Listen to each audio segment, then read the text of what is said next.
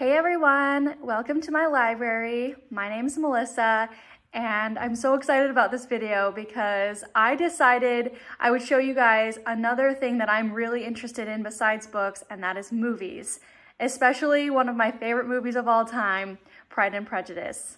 Today I thought I'd focus on the newer version, the 2005 version with Keira Knightley, and discuss 5 other movies if you guys are thirsty for more and are trying to find other movies that are very similar. Hopefully this is some good recommendations for you. So the reason why I love this movie more than almost any other movie is for 5 things. So I'll list them right here too.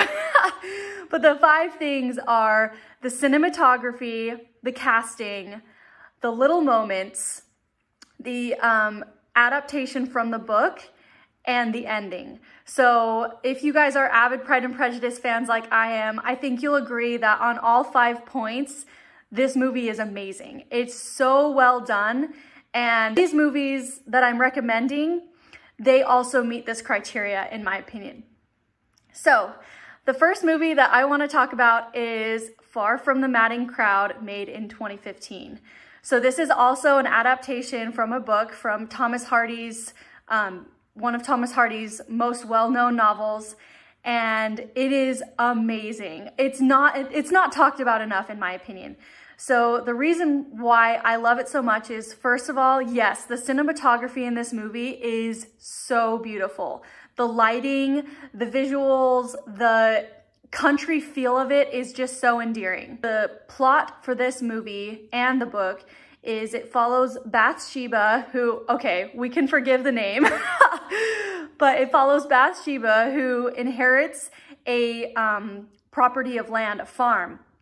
And so she ends up going to this farm and tries to run it. And she is sought after by 3 different men. So she's sought after by an older, wealthy neighbor who's also a farmer. She's sought after by a dashing young soldier, and she's sought after by a humble farmer who comes to help her run the farm. So those 3 people are very much interested in her and courting her. And so it's, you know, a huge love triangle, love square situation happening. But yes, the person they have casted for Farmer Oak, I think is amazing. Farmer Oak is supposed to be this big, burly, but also incredibly kind and humble farmer, and he does it amazingly. So as far as the little moments go, there's this moment in the movie where Farmer Oak is sharpening his sheep shears. That's really hard to say, but he's sharpening his shears, and Bathsheba comes into the barn and she's like, "Can I help you?" And he's like, "Sure," even though he knows what he's doing, but he's like, "Sure." And so she like sits on the stool, and he's kind of teaching her how to do it, and he wraps his arms around her, and it's so good. It's so hot. The pure emotion in that scene is incredible, and it's also great in the book too. Oh, there's butter. But yes, also the ending in this movie is so good too. I know we all love the Pride and Prejudice ending, and honestly, I agree. It's one of the most romantic endings of all time for movies. But this ending is also really great. It just, you know, it's leading up to this big buildup, and you're wondering what's gonna happen, and then the sweet satisfaction at the end. So I love it. I recommend. So the second is Emma, period. I'm making this distinction because I was like trying to search for it on IMDb, and I don't know why, but it was only coming up if I did Emma, period. I don't know why they titled it that way, but this was made actually in the year of our Lord, 2020.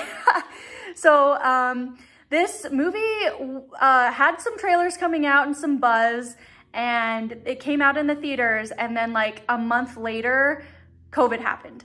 So it ended up having to be rented on Amazon. And so I don't know if that is kind of what slowed down its media, its publicity. But if you guys haven't heard of this movie, I super recommend.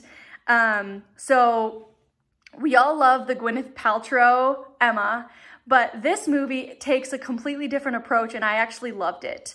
I read Emma, the book, before I went and saw this movie because I was so excited about it. And the thing that I love the most about it is the production design in this movie. So they took a very pastels only approach to everything in the movie. The wallpapers, the costumes, the makeup, everything is so like Easter. So it's a perfect spring movie, but just watch it anytime. The second thing I loved about this movie is the casting for Mr. Knightley was a surprise. When I first saw the trailer and I saw that he was blonde initially, which, okay, I love blondes, but he was blonde and he looked younger.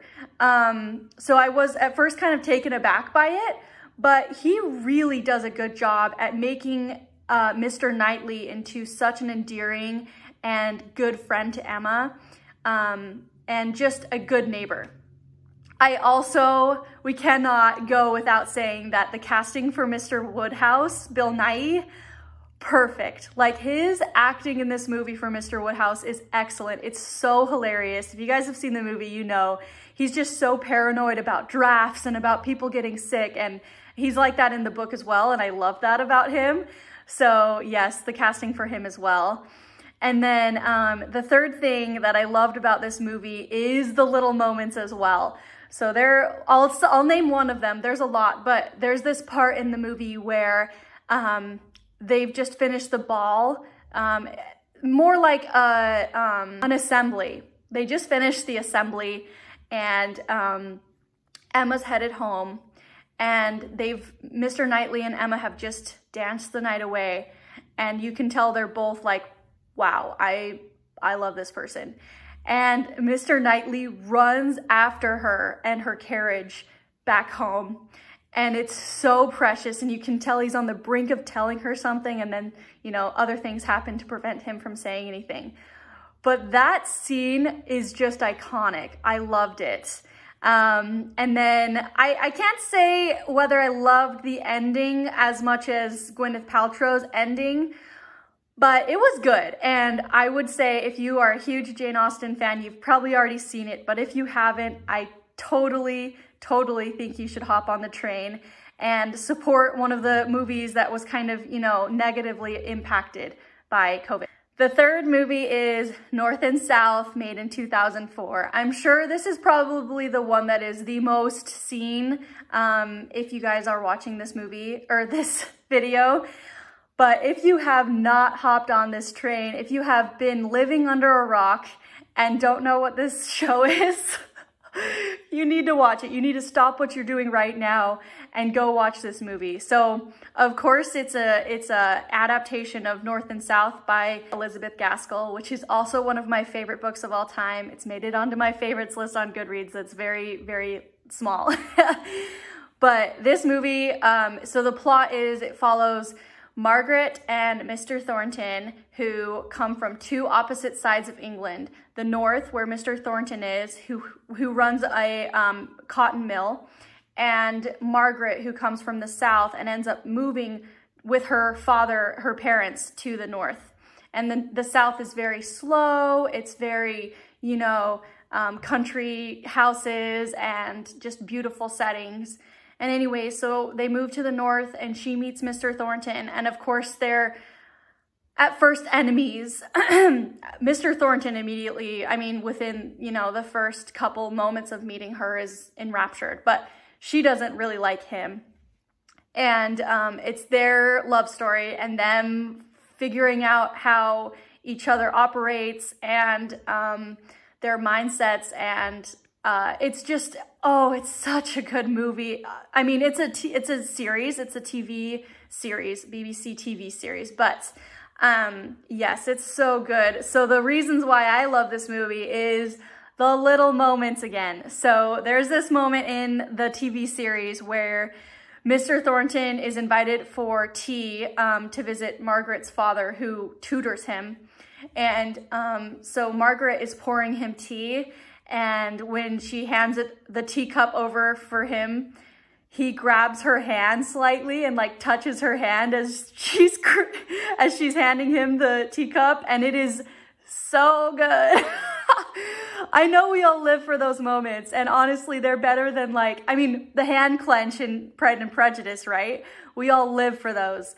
So, yes, love this movie. And the ending, oh my gosh, if there was a competitor for the ending of Pride and Prejudice, it is definitely this TV series. It's a train scene. So Mr. Thornton goes to the South to visit where Margaret's living or has lived, and she goes to the North.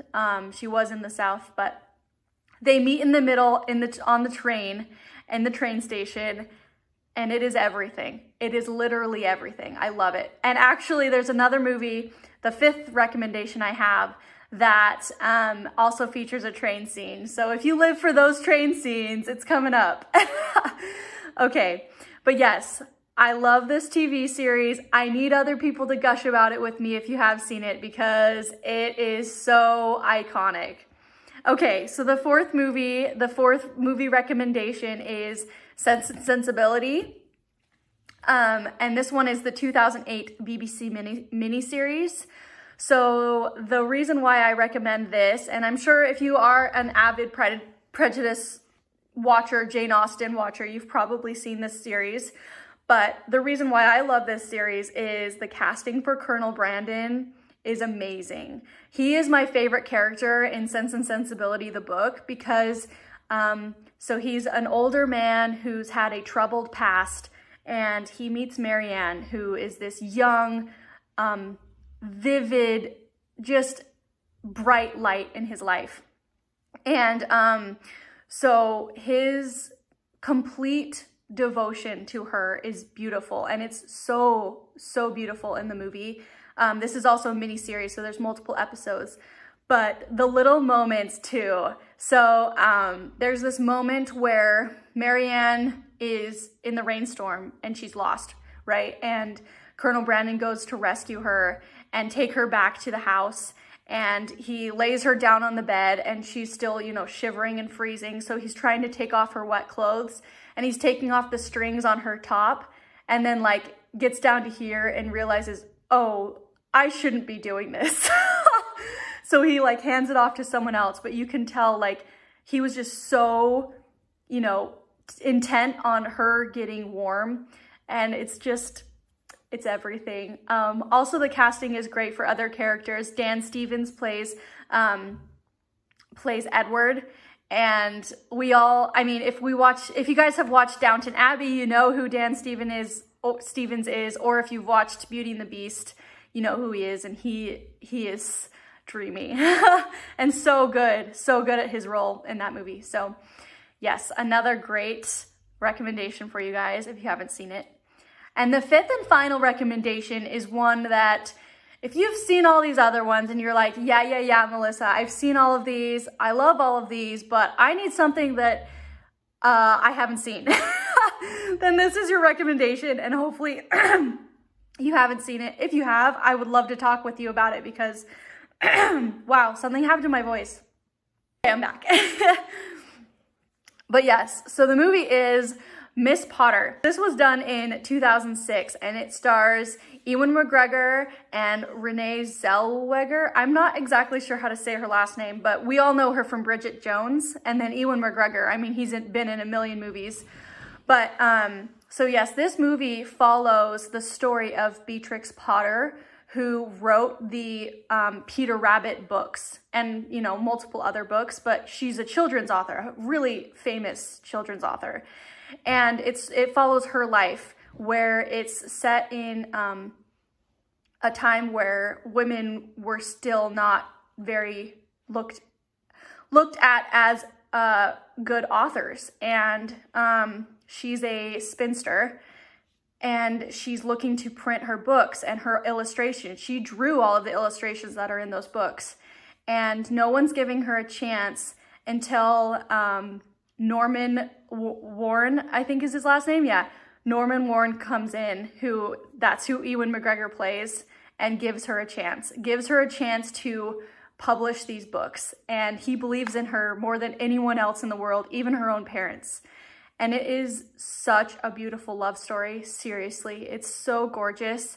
It's very clean. There's no smut or anything. I mean, obviously in all of these, there's nothing like that, but it's very clean and it's so pure. And the little moments in this movie too are so good. So there's this scene in it where Ewan McGregor, Norman, sorry, his name is Norman, which is so good for his character because that honestly describes what kind of, you know, he's just a cinnamon roll. But Norman is visiting with her in her room, like in her bedroom, and the chaperone gets drunk and falls asleep, and so they're just chatting and they're alone for once, and he turns on this record of hers, like it's not a record, but it's a little song, a little music box, and they dance in her room, and it is seriously so precious. And then there's a train scene in this movie that is so good. It's you know, it competes with North and South, in my opinion, as such a romantic scene. The ending, I would say bring tissues.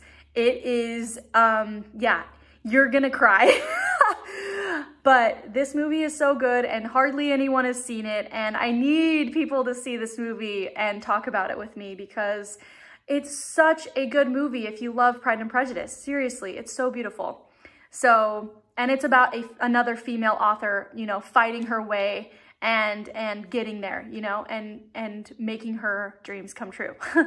So yes, those are my 5 movie recommendations. I know I really went into depth with all of these and maybe I should have just been more quick about listing them, but I really wanted you guys to experience the reasons why I love these movies so much and why I recommend them to you as a Pride and Prejudice therapy, if you will.